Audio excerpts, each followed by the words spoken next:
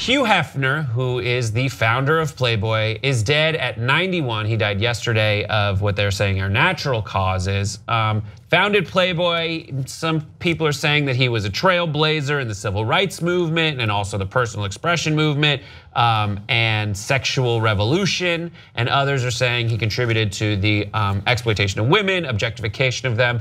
I just want to read one bit from the USA Today obituary that it's funny because they always have these obituaries like written years and years ahead of time, and they're like, just, all right, Hugh Hefner, drop it. But this is one quote from it is, in 1953, a time when states could legally ban contraceptives, when the word pregnant was not allowed on I Love Lucy, Hefner published the first issue of Playboy featuring naked photos of Marilyn Monroe and an editorial promise of humor, sophistication, and spice. Much like what we promise here on Pop Trigger. The Great Depression and World War II were over and America was ready to get undressed. So, Hugh Hefner gone. Thoughts, 5 words or less. R.I.P. Playboy. Straight man's dream life. One bad mamma jamma. Play on, Playboy. So yeah, he's gone.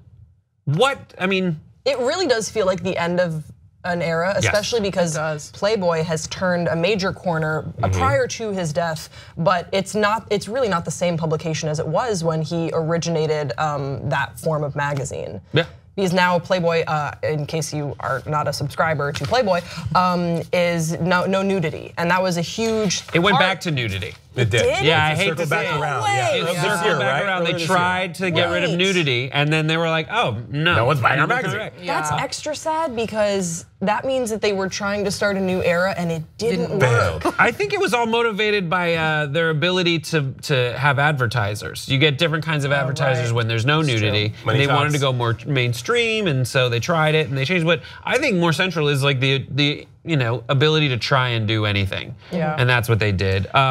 Playboy did have some really good articles. You know, they had the joke about, oh, I read Playboy for the articles. Playboy had some really good editorials. I mean, beyond the naked women, I personally was a Penthouse fan. Playboy was just way too vanilla for my porn. Really? You went hard? Yeah. Oh yeah, I was XXX all the way. That's another conversation. Hugh Hefner, let's talk about his legacy. Yeah. The dude was very, very supportive of equal rights for women and for gays and for minorities. He did so many things in the 50s. He organized one of the first, the Playboy Jazz Fest. Actually, let me quote it correctly because it's super important. 1958, I think it was, where he said, 1959, there was the Playboy Jazz Festival, which included performances from black musicians like Dizzy Gillespie, and some of the profits from that went to support the NAACP. Now in the 50s, of course, racial tensions were high. So this guy was forward thinking. He realized that equality was something and freedom for all was something that was super important. So while most people are saying, oh, he objectified women and things of that nature, which I'm sure he did, he also did a lot of good for people. Yeah, it says he contributed $25,000 toward a reward that later was credited with helping break one of the civil rights movement's most notorious cases, the murder of 3 young civil rights workers in Meridian, Mississippi.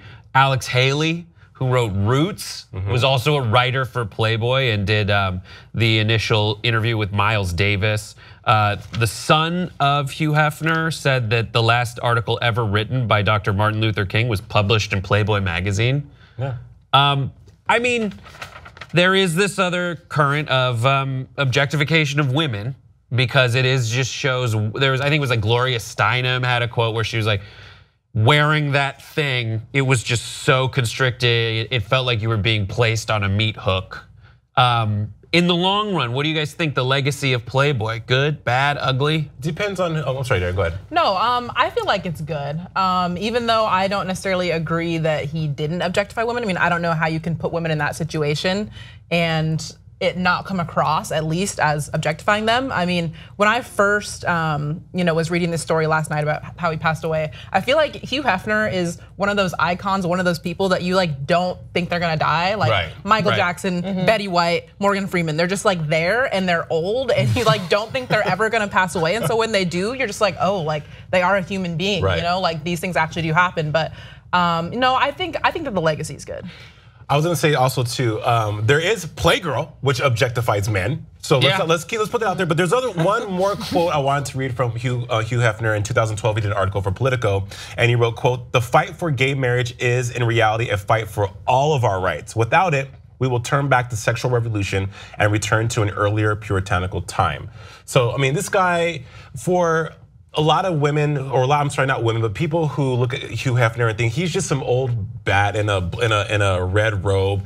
All he did is want to touch women's boobs. Really stop and do your research on this guy, because this guy didn't have to be as forthright, as forward thinking as he was for so many reasons. And the legacy of Playboy, I don't think it's going to hurt. I think I'm not hurt, but I think the legacy of Playboy for a lot of people will be looked at as, yes, it was a booby rag, a nudie mag, but it offered a lot of insight to a lot of cool things. And also, it's okay to critique someone's legacy and take the good and the bad, because all of that together shapes who he was as a person. Yeah. No one comes into the world and only does good unless your Mother Teresa. Right, I mean, or unless Mother Teresa or Brett Ehrlich or my mother. Like, those are the only people who come into the world. And so we can critique some of the things that we disagree with about his work, and we can celebrate the great things that he did. Right. All of that together does put together what his legacy Grace is. Baldridge. God, Alaska just got you on point, girl. Nailed it. Next story. Next story. Yeah. But it's crazy when you read about these people who have done so many things. You know, like Hugh Hefner spent $900,000 saving the Hollywood sign from developers. And so he's just like all those things you expect and then something you don't expect. And then one of the things you do expect is that he bought the plot next to Marilyn Monroe and will be buried next to Marilyn Monroe.